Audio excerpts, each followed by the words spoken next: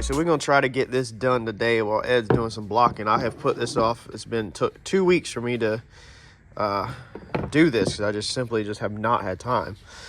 We've got to get these plugs out of here, which are gonna be easy. They should just press right out. This is our valve cover that our baffling fell apart out of. TKM informed me they went ahead and pulled it off, so no pieces got inside the motor. So we need to get the burn down tube off because I don't want to remake it. We need to get our little pieces right here. If you ever see these Coyote valve covers and they have these little ball pieces on them right there, them pieces are worth quite a bit of money. I think I paid I want to say it's like $20-$40 for 3 of these. These are where you clip the valve covers or coil pack covers too. So originally I was going to run coil pack covers over these, and I added the ones that were missing because I got one side that was a Mustang one. They come with them, and then the F-150s you have to add them to it.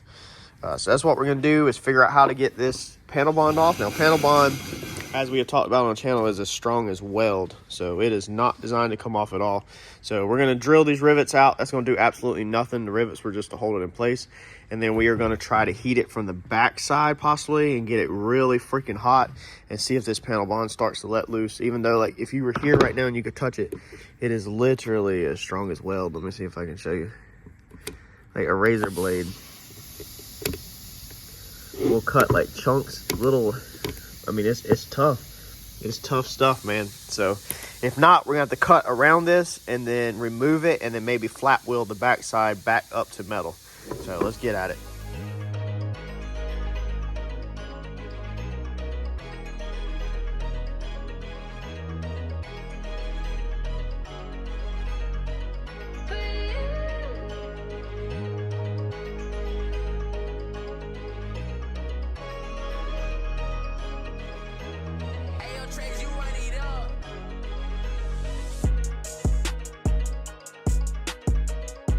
All right, so Ed asked, he said, man, do you still trust it? Basically, I pulled on this thing and it popped right off, but I put an extreme amount of heat to the bottom valve cover, where as you can see, it was on fire. So when Mike welded this, all of this melted. This aluminum was thinner, so he welded around here. All that was melted anyway. That gets covered up with panel bond, so we had all that panel bonded under there.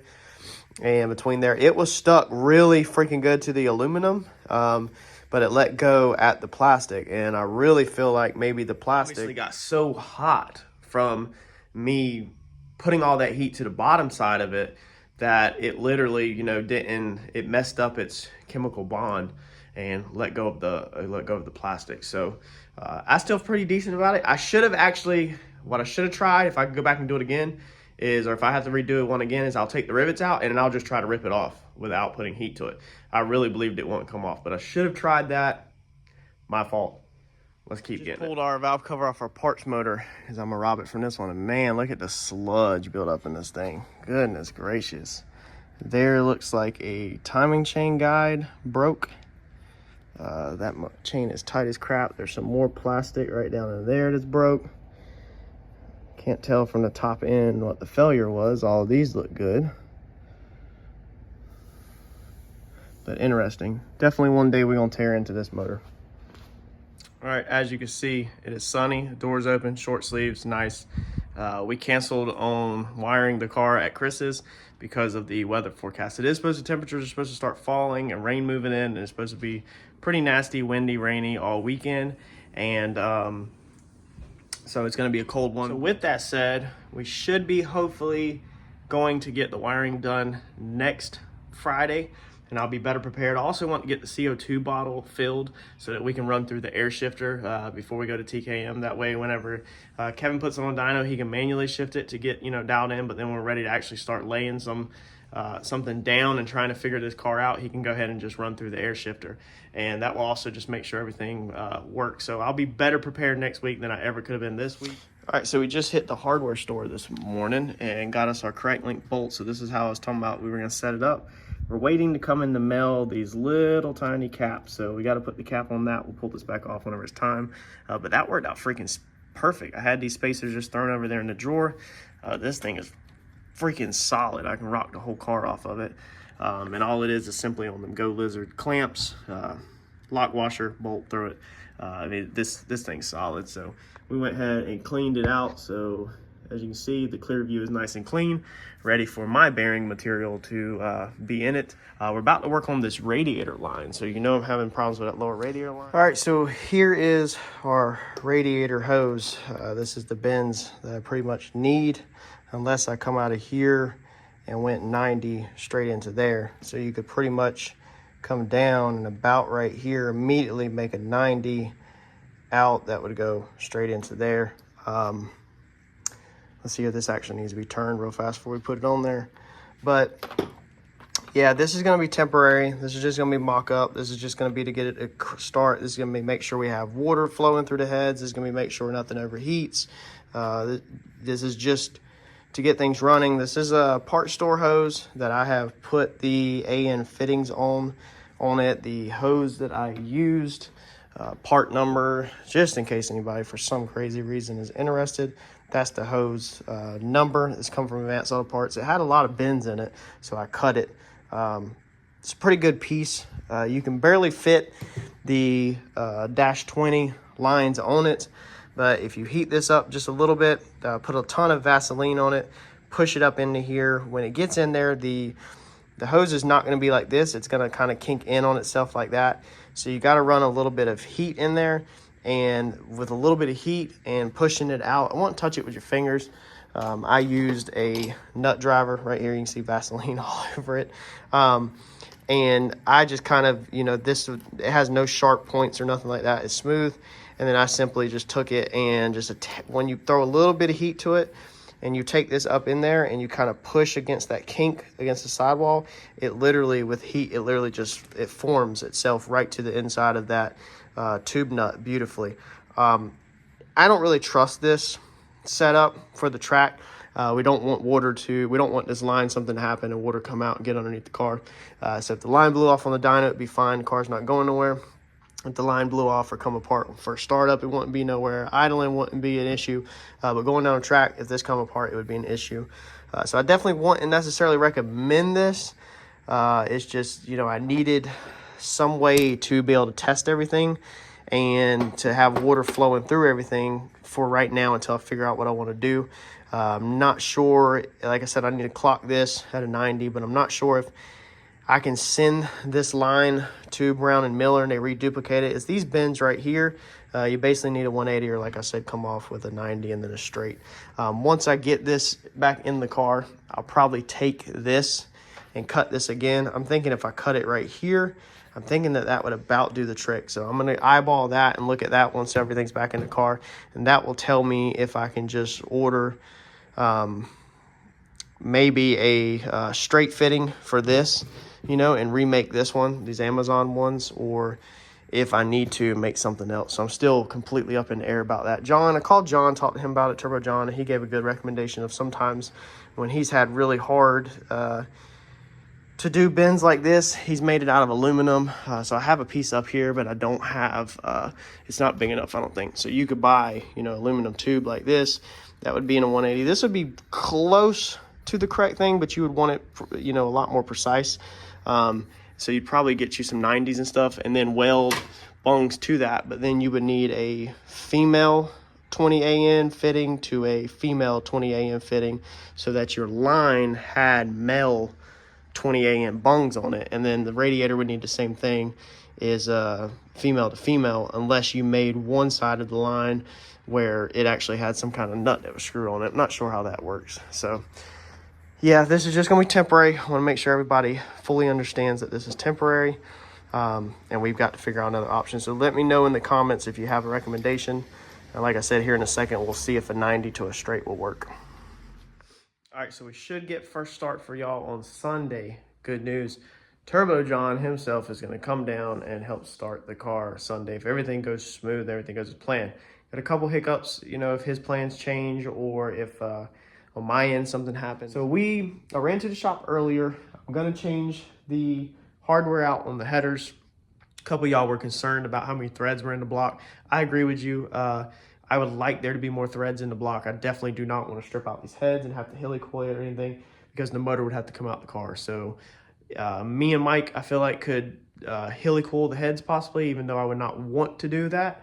but I don't think it had to be at Sentmat TKM, but we're just going to try to avoid that at all costs. So all of the bolts that we can now get to easily, because before we couldn't get to them due to the way the car was set up, we're going to put back factory stud length and everything. I went to the hardware store to get actual bolts, but the problem with the bolts is they're about high $2 and some change, $3 each, and need maybe about 10 or so. So I hit CRC, my shop, and if you remember the spare Coyote I have 2 spare Coyotes now, both blowed up. I've been robbing parts off of them, so that's where the water pump come from, and that's where the valve cover come from that I'm about to fix the other one.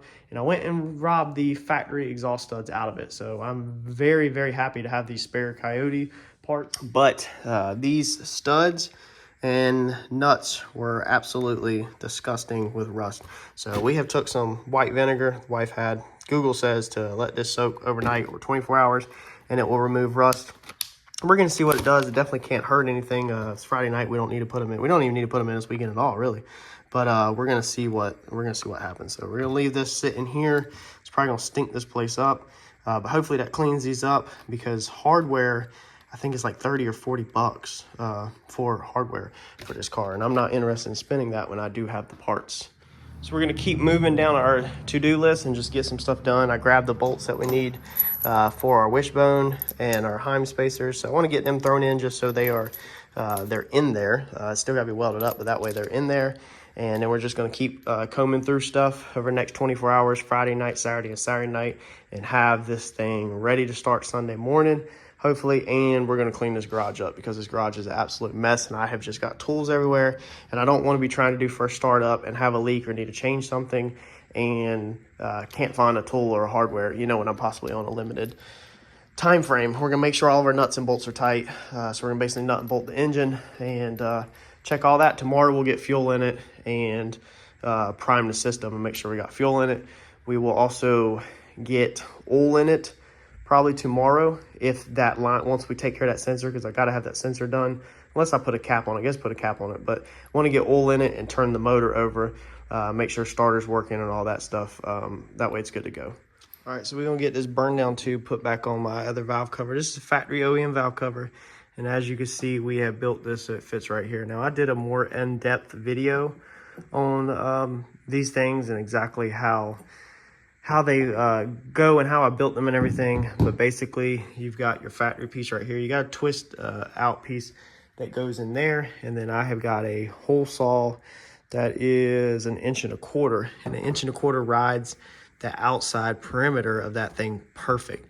1.25 inches also fits my burn down tube right on the inside of it perfect. So the outside diameter of this is the inside of the burn down tube. Pretty sure I bought this one specially for that, and it works perfect. So that's how mine are set up. Every time if you have to redo a valve cover, you'll be able to literally go right there on the factory, cut that hole, drill your rivets, and attach it. So let's get this done. Now when I'm cutting this, I hold it like this over a bucket. That way most of the plastic and crap will fall down in there, and then the rest will get left in that little pocket right there. And then I don't turn it or anything, and I take it straight to the vacuum, and I suck out that little bit right now there, and then we're gonna flush it out with brake parts cleaner so it runs out the backside, and make sure it's cleaned out as best as we can. All right, so the panel bond that we're gonna put these on with is gonna be 08115. It says right here, bond steel, aluminum, SMC, and FRP. Now I know SMC is gonna be like your plastics and composites like this. So I have took sandpaper, just some scrap sandpaper I have, and we have scuffed all around the edge. We flushed it out again, and we went ahead and drilled out for our rivets. We're putting this on with just 1/8 rivets, so the rivets will definitely, they have a lot of holding power. The panel bond just kind of bonds it, and then rivets just help hold it. So I don't trust just one by itself. So we're gonna load it up, prime the nozzle, and it self-mixes inside the nozzle as it comes out to the edge. Hopefully we have enough. Yep. All right, we're gonna get this really good around the perimeter.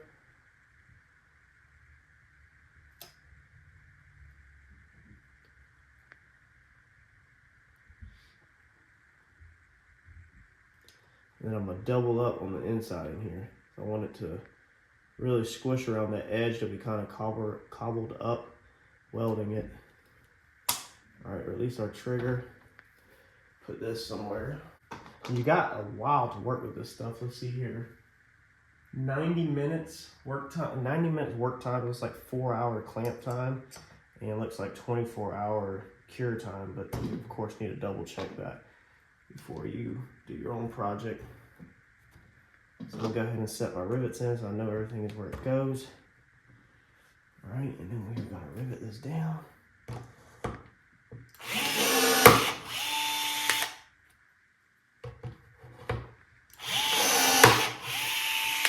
Man, this tool right here that was sent in, man, dude, I really appreciate this.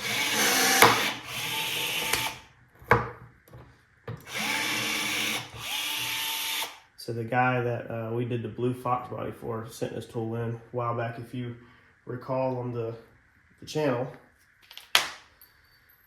It definitely makes it very nice when you're doing rivets.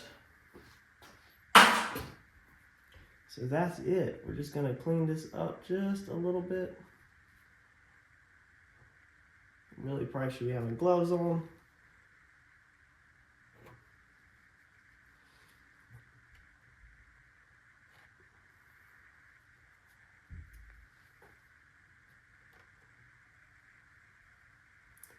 And we're just gonna let this stuff in here kind of just sit where it sits.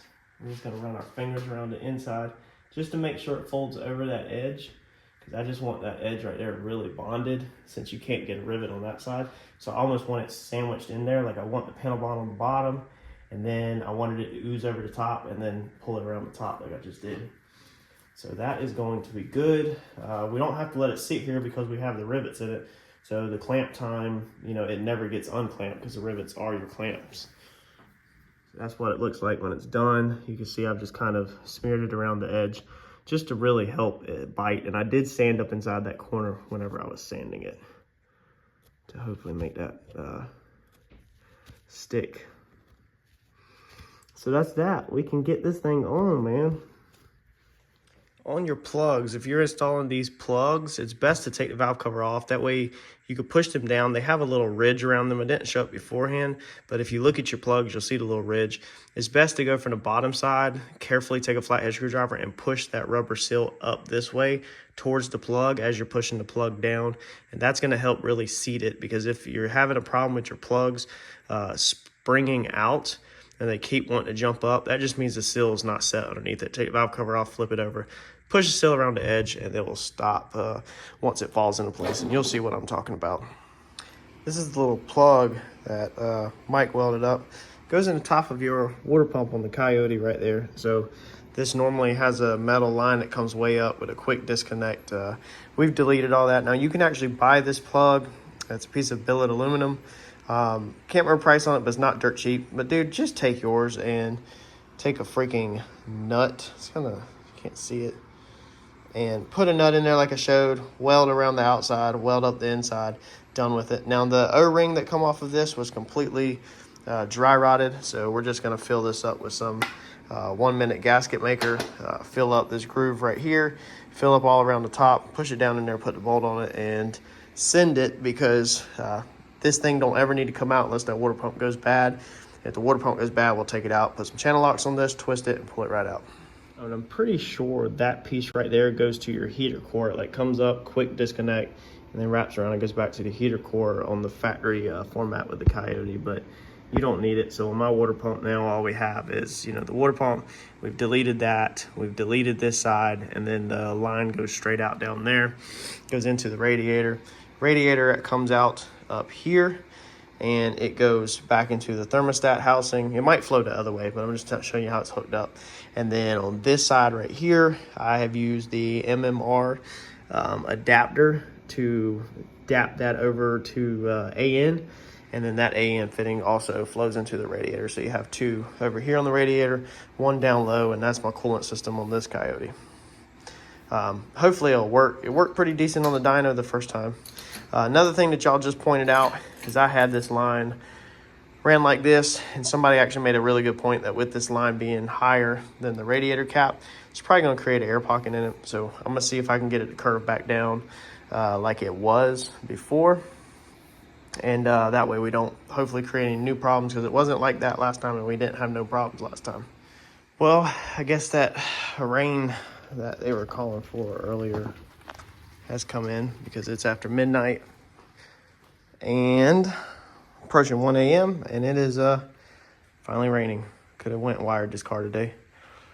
But there we are. So we got this thing together. My clear view filter, of course, went to the hardware store earlier and got bolts and spacers, and I showed y'all that. And then when I got these little 4AN pieces in on the bottom right here, this little nipple, of course, hits the bar, so we had to change the bronze goldish color spacers to these steel looking spacers, and now the bolts are too short.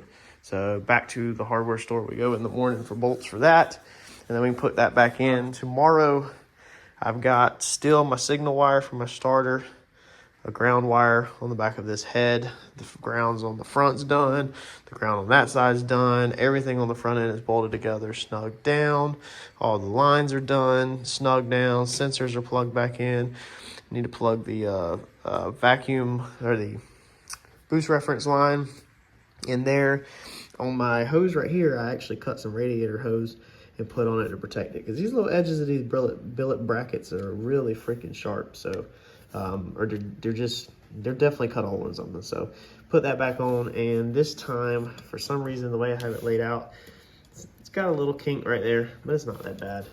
Possibly when this thing gets some heat flowing through it, maybe this line will form to exactly how it is and straighten out. That'd be pretty cool. But I try to keep it, I've got it down, you know, after y'all pointed out with it being higher than the radiator cap. So hopefully that'll be cool and good to go, no issues, because that is lower than the radiator cap, barely. Got our throttle cable hooked back up, and we got everything hooked up now. Everything's crammed in here and tightened down and hooked up. The coils are still undone, because obviously we don't want them fired off. Injectors and coils are undone under the dash, and then the coil packs are also undone underneath here, just for double safety, until I want this thing to fire off whenever it's time. What are you doing? Are you working? Yes. Ouch. Oh, you hit your head? Are you gonna get your wrench? Grab your wrench. No. All right, so we have pretty much got this whole thing together. So I just turned over the motor, and I didn't have no oil pressure. And I was like, man, there is no way in the world this is happening to me again. I was like, what is going on? I texted John real fast, and I asked if I should be seeing oil pressure when turning over. He hadn't responded. I'm very good about going and trying to find the answer for myself. And online it said that with the plugs in it, it's gonna be very hard to build oil pressure. Take the plugs out, turn over for 10 to 20 seconds, and you should see the pressure coming up. Sure enough, took the plugs out, turned it over, and pressure started coming right up. Got up to 33. It's pretty much bouncing 32, 33 with no plugs in it. So John had responded back and was asking if there was a way to prime it. And I said that Kevin originally had said through email that he wasn't super worried about me priming the motor the first time, that we should be fine. And I told John, I said, the first time we did it, Kevin wasn't really that worried about it. So I was like, there is a way to prime a mod motor, but I don't think it's super easy. I watched a couple videos on it like over a year ago. And I was jokingly, look how long it ran the first time on no oil pressure on just the assembly lube that TKM uses. I don't know the brand, but TKM, they have boys out there saying they use really good assembly lube. They were blown away at how long this thing ran last time, because this thing ran multiple times, I think 3 times total, 3 or 4 times before we even made it to TKM. So it idled, it was rough. And then when we got to TKM, we did the idle. We did some revving and all that before the oil pressure issue was even discovered. So it did all of that on just assembly lube. It was actually pretty crazy. If you watched the very first TKM video, that's like a 3-part trip when we went to the dyno. All of that was ran on just their assembly lube. So they use some really good stuff, but of course you don't want to depend on that. We don't want to make no mistakes this time. But we got oil pressure now, so I feel good about it. Got everything buttoned up. Man, I have combed over this thing. Got everything put together.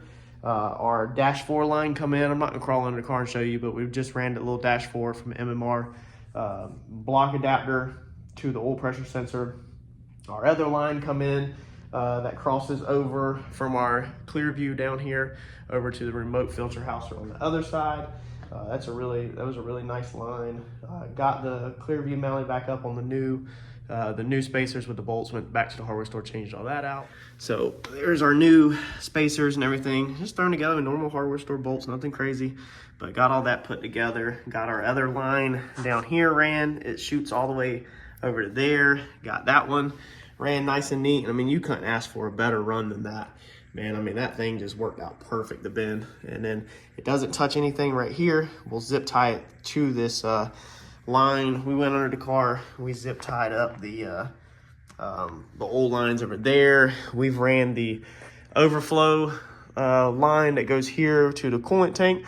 That bung was stripped out a little bit, like it had play in it. This is a cheap Chinese tank. All they do is basically just like tap this little sheet metal. It's pretty stupid.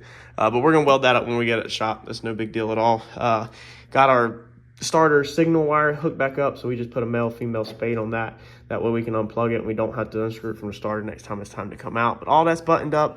I got one more ground to do right here, which I just need to cut a bolt for. I don't know why I've been putting this off. There's always that one thing that y'all just put off whenever you're putting something together. But I need to cut that bolt, get that in the back of the head this afternoon. And then, man, we are good to go. Everything is hooked up. When I first turned on the fuel pumps, which there's no fuel in it, there's a little bit of pressure left in line, had a leaking line over there. Just forgot to snug it down. So snug that down. I'm about to, I got fuel down there in the valley, it looks like. It's just gonna have to evaporate out because I can't really get my hands down there. Oh, we might try to. We are going to put some fuel in this thing and turn the fuel pump on and make sure that everything, man, that's a tight fit to get your hand in there. Make sure everything works good and there's no leaks. I'm going to have to push that down there with like a pipe or something and try to dry up some of that. Yeah, we're good. Feeling good. No leaks. Had one line that I forgot to hook up over there. Little stuff like that. That's the reason why I'm going ahead and doing all this little stuff. Turbo John himself is coming down tomorrow to help me do first start on this. So I imagine that we will go through the sensors, make sure all that stuff is working that's on the car currently. Me and Chris Moore did all my wiring, and he will continue to do all my wiring. He's actually talking about possibly coming here like Monday afternoon because of the rain here, getting in and out of his yard, just tear stuff up. And he's gonna be going out of town at the end of this month. So for like a month, he's gonna be gone. So he's trying to just help me make sure we get all the wiring taken care of. So we could be possibly looking at John and me doing first startup Sunday if that goes smooth. Maybe Chris can get me in on Monday afternoon, Monday night. He can come down and help me wire the last couple changes. And if not, maybe we can get to his Friday. But either way, we should be able to contact TKM this coming week, schedule the dyno. When it goes into the trailer, it needs to go to shop real fast. One afternoon, weld up the wishbone, and then we need to build the lower radiator hose piece down here. We're changing that up, going hard line half of it. So we need to build that at the shop just so that's done. Doesn't have to be hooked up, but we have to at least build that half of it, hopefully. Besides that, we could literally be scheduling TKM and running going into this week. If we could get it dynoed within the next week, then we need to get it back, well it, weigh it, scale it. After we get it back, we'll put the whole front end on it so we got the weights right, scale it, set up the bars, set the suspension up, and then we might be starting to tag along with John and take it to the track and see if we can get in some testing. So there's an actual race here local, I think in March. So we're in February right now. I think in March, there's like a track 45 minutes of road, real small track. I have no clue what I'm doing, so I'm not saying I'm gonna race it, but if we could get in some testing tunes before then and kind of figure it out a couple times, might enter it just to put some laps on it. I don't know, we'll see. Kind of jumping really far ahead of there. I need to also order a Hans device. Everything else I pretty much got. So I'm gonna finish just checking this thing over and making sure everything's ready.